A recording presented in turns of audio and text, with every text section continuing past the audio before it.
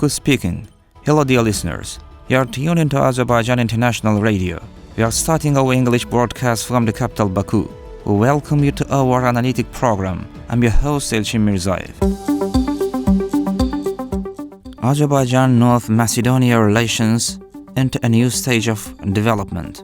Today, the expansion of Azerbaijan's cooperation with the countries of the Balkan Peninsula is one of the priority directions of its foreign policy. At the same time, Azerbaijan is an attractive partner for North Macedonia, which is located in the Balkans. Our shared history, development processes, and Azerbaijan's hydrocarbon resources have created the necessity for strengthening ties between our countries. Many of Azerbaijan's global oil and gas projects are of interest to North Macedonia.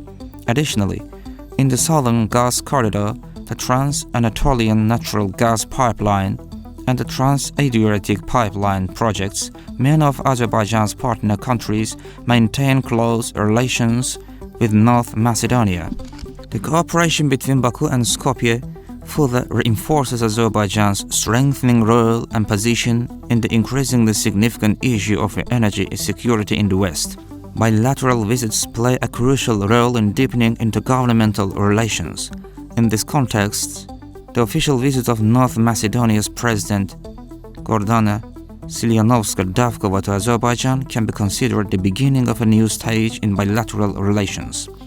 On March 11th, President Gordana Siljanovska-Davkova of North Macedonia paid an official visit to Azerbaijan, marking a significant milestone. This visit reaffirmed that Azerbaijan is a reliable country both in terms of its economic potential and the foreign policy it pursues in the international arena. Azerbaijan has earned this trust through President Ilham Aliyev's consistent policy of upholding international law and peace. During their statements to the press, the heads of state touched upon several key points. President Ilham Aliyev, in his address, highlighted the steps taken to develop bilateral relations, stating, "We are actively working on the development of our bilateral relations.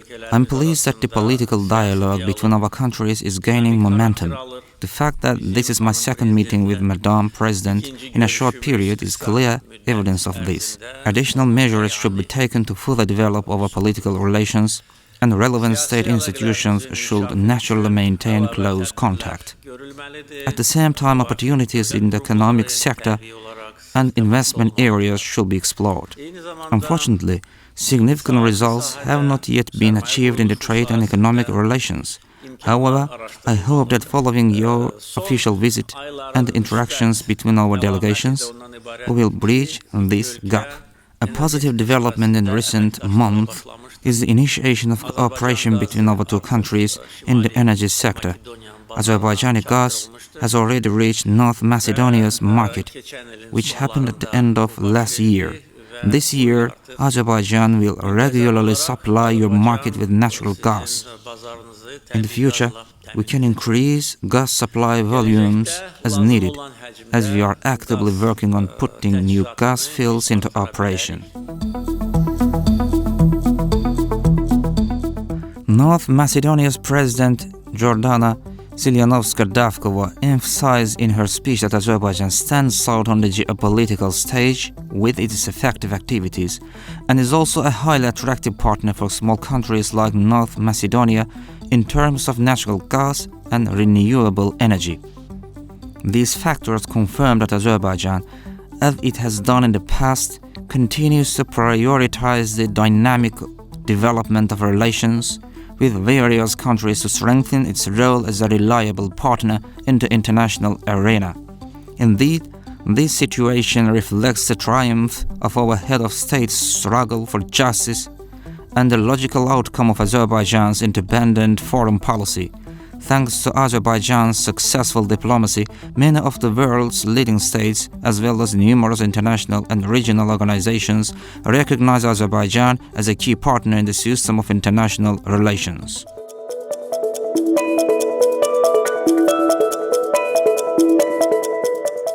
Armenia refuses to provide information on mass graves. For nearly 200 years, Armenian nationalists, with the support of their patrons, have systematically carried out a policy of ethnic cleansing and genocide against our people. Historical facts show that this ethnic cleansing, which resulted in mass killings in the late 1980s, was deliberately planned and executed by the militarist Armenian government. The mass graves discovered over time in our historical lands are clear evidence of this policy of genocide. Following the 44-day patriotic war, as the liberated territories are cleared of landmines, mass graves of Azerbaijani civilians brutally murdered by Armenians during the First Karabakh War continue to be uncovered. These mass graves have been found in Idil village of Hojavan district, as well as in Farukh village of Hojalı, Bashlibel village of Kalbaja, and in Agdam Fuzuli, the territory of Shusha prison and other locations. During its military aggression against Azerbaijan, Armenia grossly violated numerous international legal norms, including international humanitarian law. President Ilham Aliyev has consistently highlighted these crimes against humanity committed by Armenian vandals in Karabakh during the First Karabakh War in his speeches at international events and interviews with local and foreign media. He has repeatedly emphasized the issue of missing persons and the secret burial sites of those who were executed. In his address to the participants of the 29th Annual Conference and General Meeting of the International Association of Prosecutors held in Baku in September 2024, President Ilham Aliyev stated that ethnic cleansing against Azerbaijani people had been carried out during nearly 30 years of occupation, with numerous war crimes and crimes against humanity committed. During the occupation period, nearly 4,000 Azerbaijanis went missing.